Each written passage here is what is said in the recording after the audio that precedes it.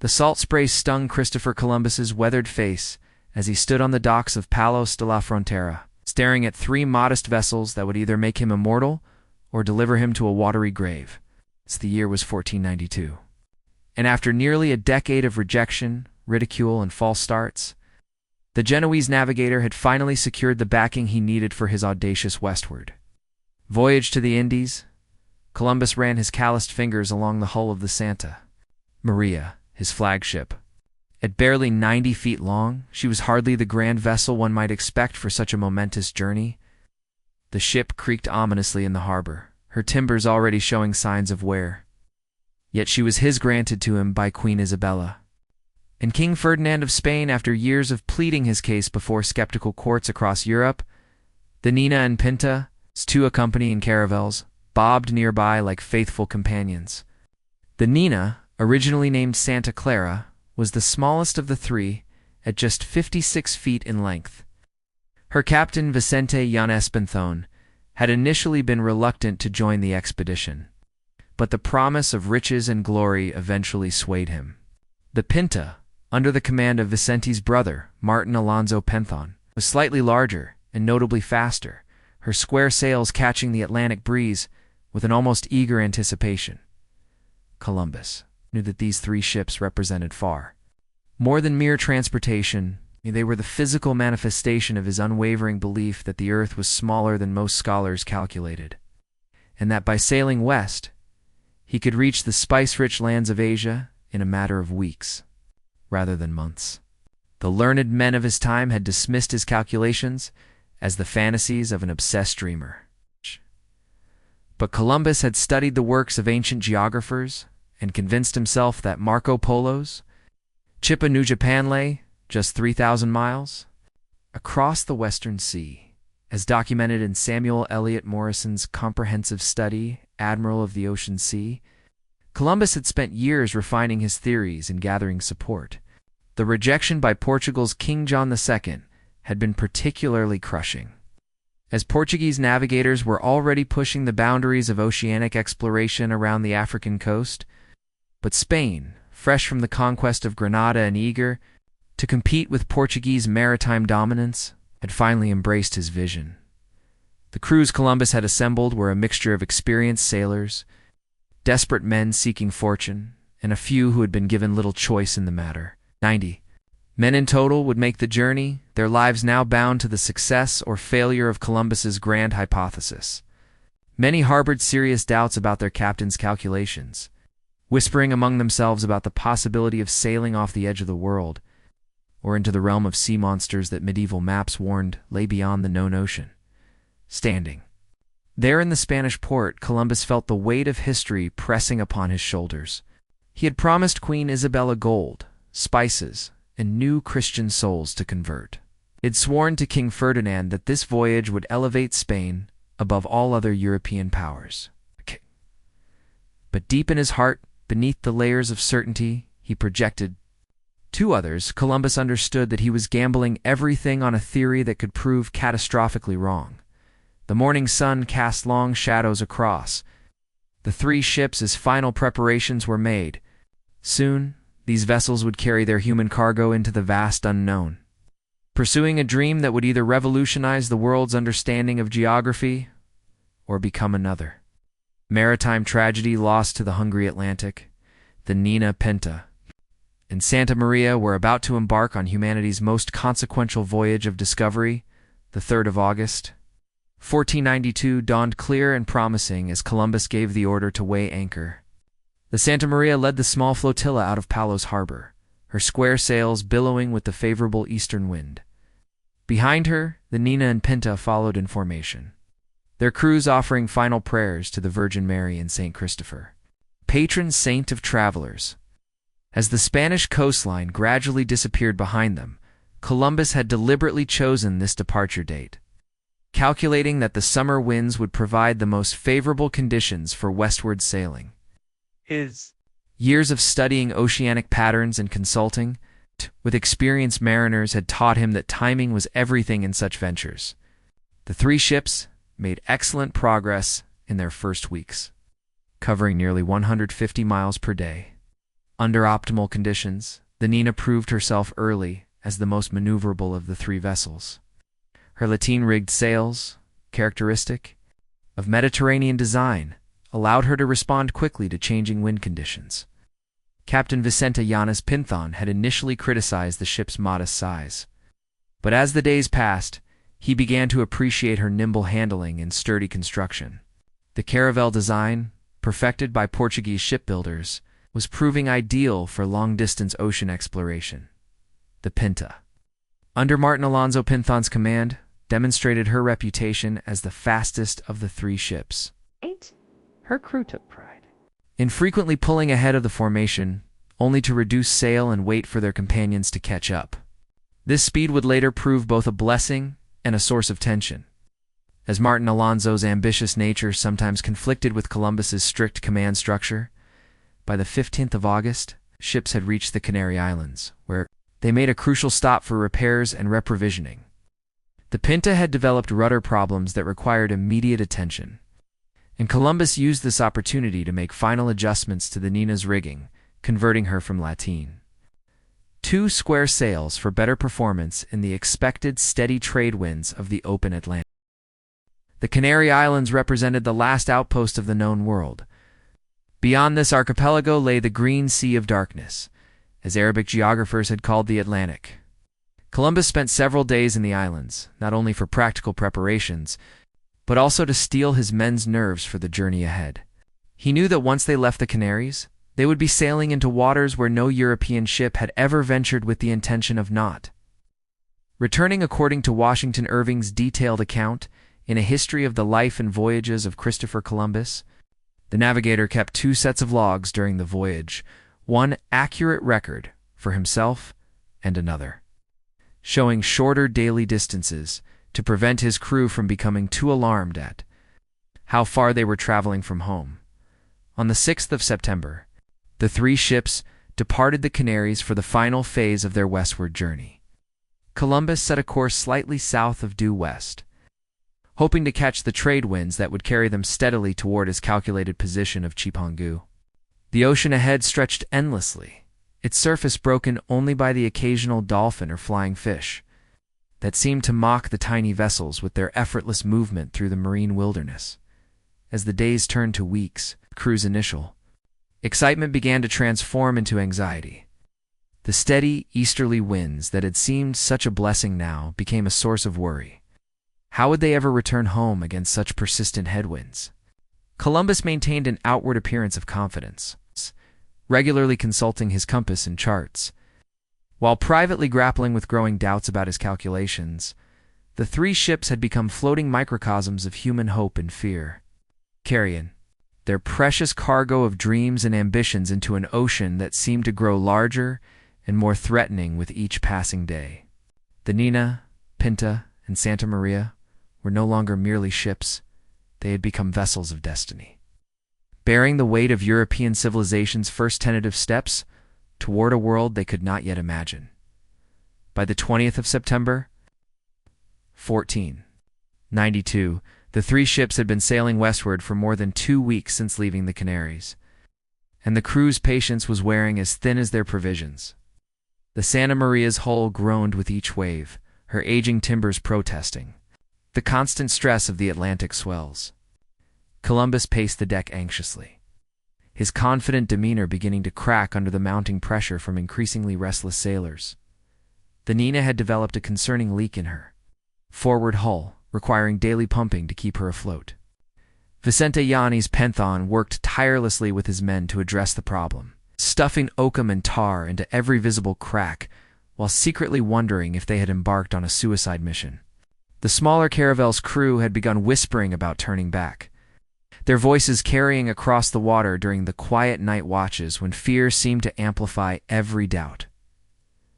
Martin Alonso Pinthon aboard the Pinta had grown increasingly vocal. In his criticism of Columbus's navigation, as an experienced mariner from a family of respected sailors, he possessed the credibility to challenge the expedition's leader. During the daily conferences between ships, shouted across the waves when the vessels drew near each other, Martin Alonso had begun questioning whether they had already passed Japan and were now sailing into an empty ocean that stretched to the world's edge. The psychological strain on the crews was becoming as dangerous as any physical threat they might encounter. Men who had signed on for what they believed would be a relatively short voyage to the Indies now found themselves farther from home than any European had ever traveled. Strange phenomena began to terrify the superstitious sailors. Unusual cloud formations, peculiar bird sightings, and mysterious lights in the water that seemed to dance around their ships in the darkness Columbus had noticed. Disturbing changes in his compass readings, though he carefully concealed this alarming development from his men. The magnetic declination was shifting as they traveled west, causing his compass to point increasingly away from true north. This phenomenon, unknown to 15th century navigation, threatened to undermine his ability to maintain an accurate course. He compensated by making subtle adjustments while publicly maintaining that everything was proceeding according to plan. Food supplies were becoming a critical concern. The salt pork had begun to spoil in the tropical heat, and the ship's biscuits were infested with weevils. Water, despite careful rationing, was running lower than anticipated. The 3 ships had been provisioned for what Columbus had calculated would be a 5-week journey, but they were now approaching that limit with no land in sight, as documented in Bartolomé de las Casas's detailed chronicles. Based on Columbus's own journal, the crews had begun to organize serious discussions about mutiny. The sailors argued that their captain had led them on a doomed voyage based on faulty calculations, that their only hope of survival lay in turning back immediately. While they still had sufficient supplies for the return journey, the 10th of October brought the expedition to its crisis point. The Pinta's crew had openly demanded that Martin Alonso Pinthon order a return to Spain. While aboard the Santa Maria, several sailors approached Columbus directly with an ultimatum: find land within 3 days, or turn back. The Nina's crew, though still loyal to their captain, were showing obvious signs of desperation and fear. Columbus knew that his entire enterprise hung by the thinnest of threads. Years of planning, months of negotiation with the Spanish crown, and weeks of dangerous sailing would all be for nothing if he could not maintain control of his expedition for just a few more days. He had staked everything on his belief that land lay just ahead, but the vast ocean seemed to mock his confidence with its endless, less unchanging horizon. That night, as the 3 ships continued their westward course under a canopy of unfamiliar MCE stars, Columbus made a desperate bargain with his crews, promised them that if they did not sight land within 3 days, he would give the order to turn back toward Spain. It was a promise that would either vindicate his life's work or destroy it completely. But he had no other choice if he hoped to keep his ships sailing toward what he still believed was their destiny. The 11th of October, 1492, dawned with an almost supernatural clarity that seemed to energize the 3 weather-beaten ships and their exhausted crews. Columbus had barely slept, spending the night studying every cloud formation and ocean current for signs that land might be near. The Santa Maria's lookouts reported unusual bird activity. Species they had never seen before were flying in formation toward the southwest, their cries carrying an almost urgent message across the endless waters. The Nina's crew discovered something that sent ripples of excitement through the small flotilla, fresh vegetation floating in the water. Vicente Yanni's Pinthon carefully hauled aboard several branches bearing flowers and leaves that appeared to have been recently torn from living trees. The wood showed no signs of prolonged exposure to saltwater, suggesting that its source could not be far away. For the first time in weeks, hope began to compete with despair in the hearts of the 90 men scattered across the 3 ships. Martin Alonso Pinthon, aboard the Pinta, had become increasingly agitated, his frustration with Columbus's leadership warring with his own growing excitement at these promising signs. He had spotted what appeared to be carved wood floating past his ship, possibly a tool or ornament crafted by human hands. The implications were staggering. If people lived somewhere ahead of them, then land must indeed be within reach. The ocean still stretched endlessly in every direction, offering no visual confirmation of their hopes. Columbus ordered the ships to adjust their course slightly toward the southwest. Following the direction of the mysterious birds, this decision would prove crucial, though at the time it seemed like another desperate gamble by a man whose credibility had been stretched to its breaking point. The admiral of the ocean sea, as he would later style himself, was following instincts. Honed by years of maritime experience rather than any scientific calculation, the afternoon brought more encouraging signs. The Pinta's crew pulled from the water a reed and a small board that appeared to have been worked by tools. The Santa Maria's lookout spotted a floating branch covered with berries unlike anything found in European waters. Most significantly, the ocean's color had begun to change from the deep blue of the open Atlantic to a lighter shade that experienced sailors associated with shallow coastal waters as evening approached. Columbus made an unprecedented announcement to his crews. He offered a reward of 10,000 maravedis, substantial, some equivalent to a year's wages for a skilled craftsman to the first man who sighted land. This bounty added to the lifetime pension already promised by Queen Isabella to the first person to spot the New World created an atmosphere of intense anticipation aboard all three ships. The night of October 11th brought an almost electric tension to the small fleet. Every sailor strained his eyes toward the western horizon, hoping to be the one who would claim both the reward and immortal fame. The ships maintained their formation as they sailed through the darkness, their lanterns creating small pools of light on the vast ocean surface, according to the detailed account preserved in Antonio de Hera's General History of the Deeds of the Castilians. Columbus himself thought he saw a light flickering in the distance around 10 o'clock that evening. He called for Pedro Gutierrez, a representative of the royal household, and Rodrigo Sanchez, the fleet's controller, to verify his sighting. Both men initially confirmed seeing the mysterious light, though it disappeared and reappeared several times before vanishing completely. The three ships continued through the night, their crews taking turns at watch duty, while others tried to rest despite the mounting excitement. The Nina Pinta, Santa Maria, had carried their human cargo across 3,000 miles of uncharted ocean, and now, at what seemed like the very limits of their endurance, salvation appeared to be within reach. At 2 o'clock in the morning of October 12th, Rodrigo de Triana, a sailor aboard the Pinta, spotted an unmistakable dark mass against the star-filled horizon. His cry of "Tierra, tierra, land, land," carried across the water to the other ships, electrifying the 90 souls who had risked everything on Columbus's seemingly impossible dream. After 33 days at sea since leaving the Canaries, the three ships that had made Columbus's vision a reality were about to make contact with a world that would change the course of human history forever. Dawn, on October 12, 1492, revealed a sight that no European eyes had ever beheld. A lush tropical island rising from waters so clear that the three ships' keels were visible from the surface. Columbus named the island San Salvador, claiming it for the Spanish crown as he had been instructed by Queen Isabella and King Ferdinand. The Nina Pinta and Santa Maria had successfully completed what many had considered an impossible voyage, but their arrival marked the beginning of an encounter that would transform both the Old World and the New. The Santa Maria anchored in the shallow bay first, her weathered hull finally at rest after more than 2 months of constant motion. Columbus donned his finest clothes, scarlet doublet and cape that had been carefully preserved for this momentous occasion, and prepared to take formal possession of the land he believed to be an outlying island of the Indies. Profound, while he had indeed reached islands, they were nowhere near Asia, and the people he was about to meet were not the subjects of the great Khan he had expected to find. The Pinta and Nina took positions flanking their flagship, their crews preparing the ship's boats for the historic landing.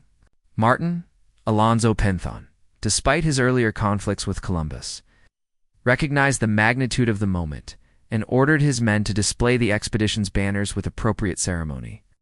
Vicente Yanis Pinthon, aboard the Nina, had tears in his eyes as he contemplated how close they had all come to mutiny just days before this triumphant arrival. The island's inhabitants had been watching the strange vessels since dawn, gathering along the shoreline in growing numbers.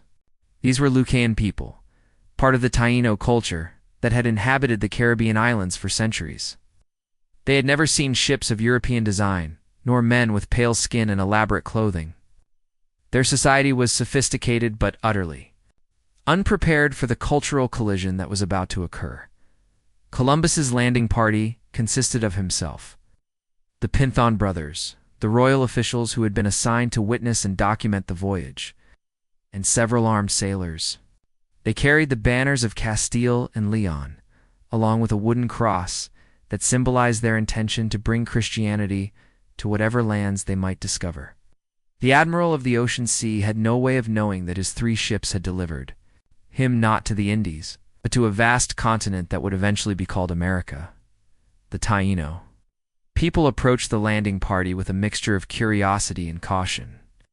They were tall, well-built people with bronze skin and long black hair, wearing little clothing, but adorned with gold ornaments that immediately caught the attention of the Spanish expedition members. Columbus would later write in his journal that they appeared to be very well-formed people, with handsome bodies and very fine faces.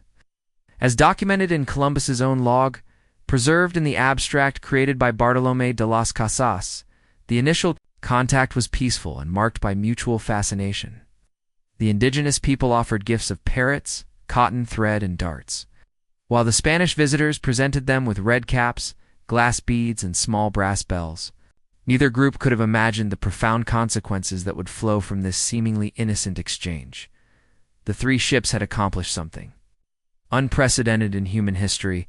They had established permanent contact between civilizations that had developed in complete isolation from each other for thousands of years. The Pinta and Santa Maria had become unwitting agents of one of the most significant events in the story of human civilization.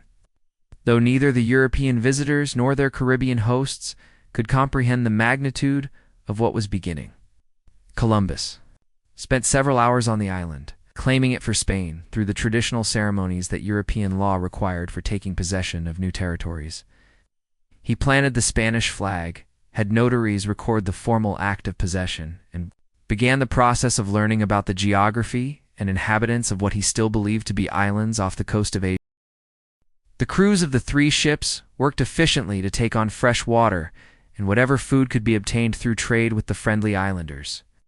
After more than a month at sea surviving on spoiled provisions, the availability of fresh fruit and clean water seemed like a gift from Providence. The vessels themselves needed urgent maintenance after their long ocean crossing, and this peaceful harbor offered the perfect opportunity for essential repairs. As evening approached on that historic October day, Columbus stood on the deck of the Santa Maria gazing at the island that had vindicated his life's work. The Pinta, Santa Maria, had carried him across the ocean sea to what he believed was the edge of the Indies, but they had actually delivered him to the threshold of a new world that would reshape the destiny of humanity itself. Following their historic first landing, the Pinta and Santa Maria spent the next several weeks exploring the Caribbean archipelago, moving from island to island as Columbus desperately searched for the mainland of Asia and the golden cities he had promised his royal sponsors.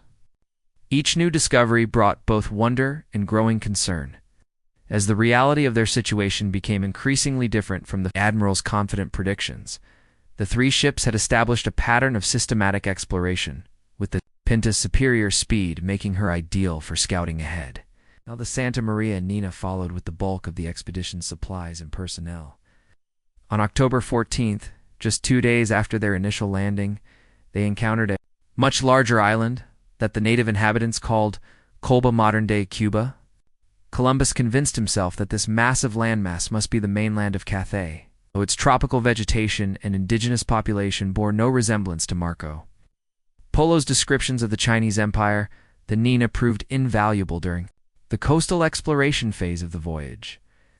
Her shallow draft allowed her to navigate the coral reefs and shallow bays that characterized the Caribbean islands, while her experienced crew had developed an almost intuitive understanding of these new waters.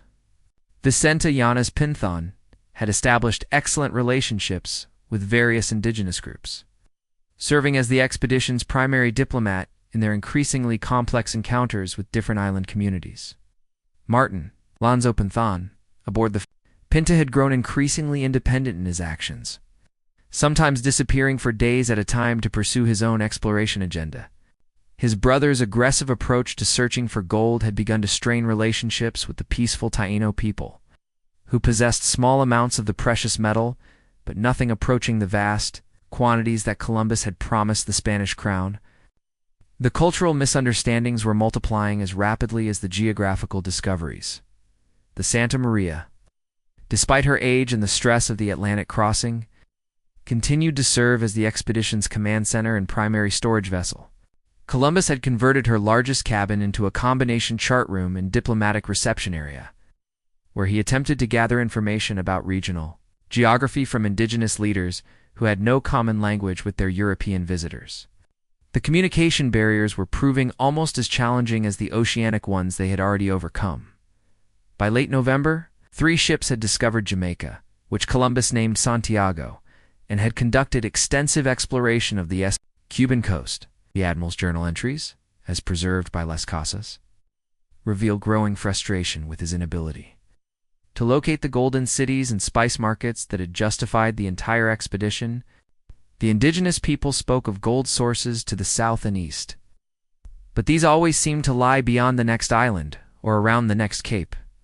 The Pinta's independence reached a crisis point when Martin Alonso Pinthon decided to separate completely from the main expedition to pursue his own search for gold. On November 21st, he sailed away from the other 2 ships without permission, leaving Columbus with only the Santa Maria and Nina to continue the exploration. This act of insubordination deeply angered Columbus and created serious concerns about the expedition's unity and command structure. The loss of the Pinta forced Columbus to modify his exploration strategy. The 2 remaining ships could not safely separate, and their combined crews were becoming increasingly exhausted by months of constant sailing and the stress of encounters with unfamiliar cultures. The provisions that had been carefully distributed among 3 vessels were now concentrated in just 2, creating both logistical advantages and increased risk if either ship were to be lost. According to Samuel Eliot Morrison's detailed analysis, in the European discovery of America, Columbus's most significant geographical discovery during this period was the island of Hispaniola, which he initially named La Isla Espanola. This large mountainous island seemed to offer the best prospects for finding the gold that had been promised to his royal sponsors, and its size convinced Columbus that he might finally have reached a significant landmass connected to the Asian continent. The native inhabitants of Hispaniola, led by various caciques or chiefs, proved more sophisticated in their political organization than the simpler communities the expedition had encountered on the smaller islands. Their society was hierarchical and complex, with established trade networks and territorial boundaries that the Spanish visitors struggled to understand. The cultural collision was intensifying as both sides attempted to communicate their very different concepts of land ownership, political authority, and economic exchange. The Nina and Santa Maria anchored in a protected harbor on Hispaniola's northern coast, where Columbus established the expedition's most permanent base since leaving Spain. The crews desperately needed rest and resupply, while the ships themselves required extensive maintenance after months of constant use in unfamiliar waters. Neither Columbus nor his men could have anticipated that this seemingly routine stop would soon become the scene of the expedition's greatest disaster, one that would leave only 2 of the 3 historic vessels to complete the return voyage to Spain. Christmas Eve of 1492 found the Santa Maria and Nina anchored off the coast of Hispaniola in what Columbus had named Puerto de la Navidad, Port of the Nativity. The expedition's flagship had been showing increasing signs of strain from months of constant sailing, her hull warped by tropical heat and her rigging stretched beyond safe limits. Neither Columbus nor his crew realized that they were about to face the most devastating setback of their historic voyage. In the early hours of Christmas morning, disaster struck with shocking suddenness. The Santa Maria, left in the care of an inexperienced helmsman while most of the crew slept, drifted onto a coral reef in the calm waters of the harbor. The ship's aged timbers, already weakened by the stresses of the Atlantic crossing, began to break apart almost immediately upon contact with the sharp coral. Within hours, Columbus's flagship, the vessel that had carried him across the ocean sea to his greatest triumph, was a total loss. The Nina became the expedition's salvation during this crisis. Vicente Llanes Penthon and his crew worked heroically to rescue men and supplies from the foundering Santa Maria. ferrying load after load of precious cargo through the dangerous coral formations to safety aboard their small caravel. The indigenous people of the area, led by their chief Gichanagari, provided invaluable assistance in the rescue operation. Using their large dugout canoes to help save everything possible from the wreck, Columbus faced a desperate situation with only one ship remaining under his command. The Nina could not possibly carry all the men from both vessels back to Spain, forcing him to make an agonizing decision. He would establish the first European settlement in the New World, using lumber salvaged from the Santa Maria, leaving 13 volunteers behind to build what he named La Navidad, the first European colony in the Americas. The construction of La Navidad proceeded rapidly using timbers from the wrecked flagship, as the settlement was designed as both a fortress and a trading post, tended to maintain Spanish presence in the region while the survivors waited for Columbus's promised return with additional ships and supplies. The men who volunteered to stay included some of the expedition's most experienced sailors, along with Diego de Arana, Columbus's close friend, whom he appointed as the settlement's commander. With the Nina dangerously overloaded with the remaining crew members, Columbus began the urgent search for the missing Pinta. Martin Alonso Pinta had been absent for more than a month, and Columbus desperately needed the additional ship capacity for the return voyage to Spain. On January 6, 1493, their prayers were answered when the Pinta reappeared. Her captain, claiming to have discovered significant gold deposits during his unauthorized expedition, the reunion between Columbus and Martin Alonso, Pinta was tense but necessary. Both men recognized that their survival depended on cooperation during the dangerous Atlantic crossing that lay ahead. The Pinta had indeed found more gold than the other ships, though still far less than the vast quantities Columbus had promised the Spanish crown. The two surviving vessels of the original three would have to make the return journey together, despite the personal animosity between their commanders. The departure from Hispaniola on January 16, 1493, marked the end of the exploration phase and the beginning of an equally dangerous homeward voyage. The Nina and Pinta were both overloaded with men and supplies, including samples of gold, exotic plants, several indigenous people who had agreed to accompany the expedition, countless other specimens intended to prove the value of Columbus's discoveries to his royal sponsors. The return Atlantic crossing proved even more harrowing than the original westward voyage. The two ships encountered severe storms that separated them for weeks at a time, with each crew believing the other had been lost to the tempestuous seas. The Nina barely survived a hurricane off the Azores that nearly sent her to join the Santa Maria at the bottom of the ocean.